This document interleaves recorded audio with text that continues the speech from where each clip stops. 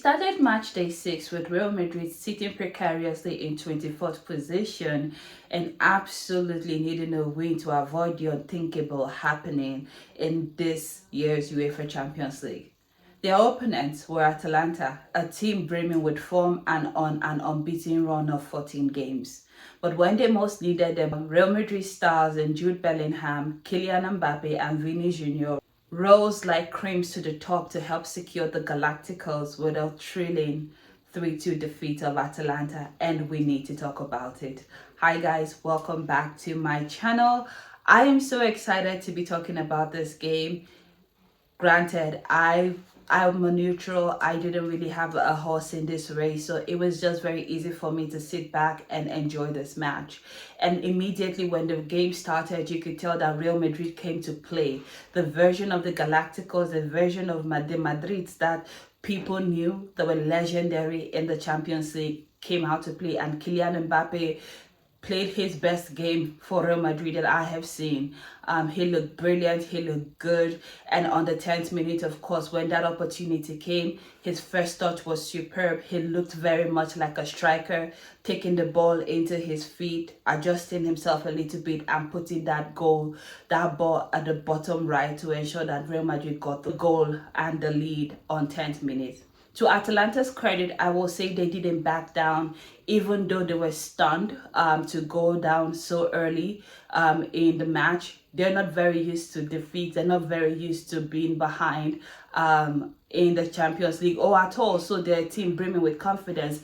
And I give them credit for sticking to their guns and sticking to their plan and actually seeing it through. They look brilliant. But the problem for Atalanta in the first half, I would say, was that for all the brilliance that they came up with in the middle of the park, they carried no threat in the final third, which made it like a waste of time, if you ask me. But I guess sometimes opportunity meets preparation equals luck. And on the 45th minute, as we were just about to go into the half, Tchouaméni commits the slightest of touch, and the Atalanta player goes down in the 18, and of course it's immediately awarded as a penalty.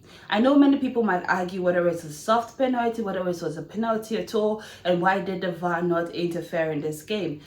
The referee felt confident enough to give the penalty without the intervention of the VAR, and Di Catalare, I hope I'm saying that right, stepped up with a very confident penalty and slots it in the top, very far from Thibaut Courtois' reach. The second half was a tale that is quite synonymous with Real Madrid in that they played rubbish, but somehow the football gods have chosen Real Madrid as their favorite.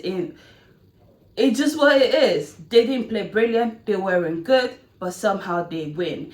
And I guess at this point, I need to ask the question, what is it about Real Madrid that makes it so difficult for other teams to beat them in Europe? And if you know the answer to that question, please leave it in the comments, because I would most definitely like to know.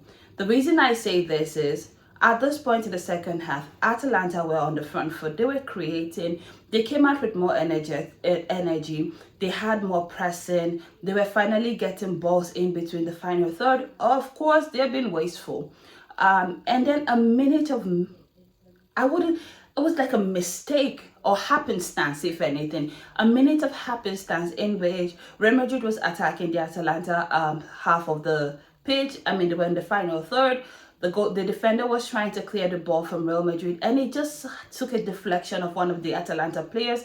And guess who it found unmarked and unchecked in the 18? Vinny Jr., who was very happy to take the gift and slot it home for Real Madrid to take the lead. And at that point, you're like, well, this is the same. We've seen it before. Real Madrid are going to go ahead and now run away with this, right? That's what I thought. Because not so long after that, magnificent Jude Bellingham steps up with a little shimmy of the shoulder of the body and gives Real Madrid a 3-1 lead. But Atalanta weren't going away. Like I mentioned, prior to this game, they were on an unbeaten run. And so they were a team brimming with confidence.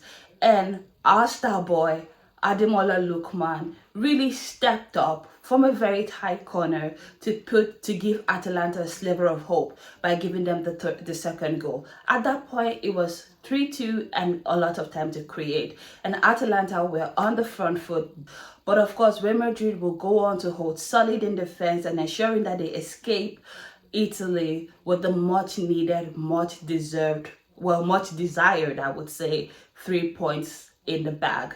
This win then puts them up to 18th in the UEFA Champions League table. While they're not yet out of the danger zone, at least it's better than when they started, in 24 points. So if you're a Madridista, congratulations, you must be so happy. Tell me how you felt watching this game. For me, it was kind of good to see all the Real Madrid stars rise to the top this in one match. The only downside I would say for Real Madrid would be that Kylian Mbappe came off at 35th minute with something of an injury, although we're not quite sure what that is, but it didn't look too serious, so I wouldn't expect him to be gone for too long. But other than that, Real Madrid can breathe a sigh of relief as their hopes in the Champions League remain intact. But that has been it from me. Tell me what you thought about this game in the comments. But until next time, have a pleasant evening. Bye, guys.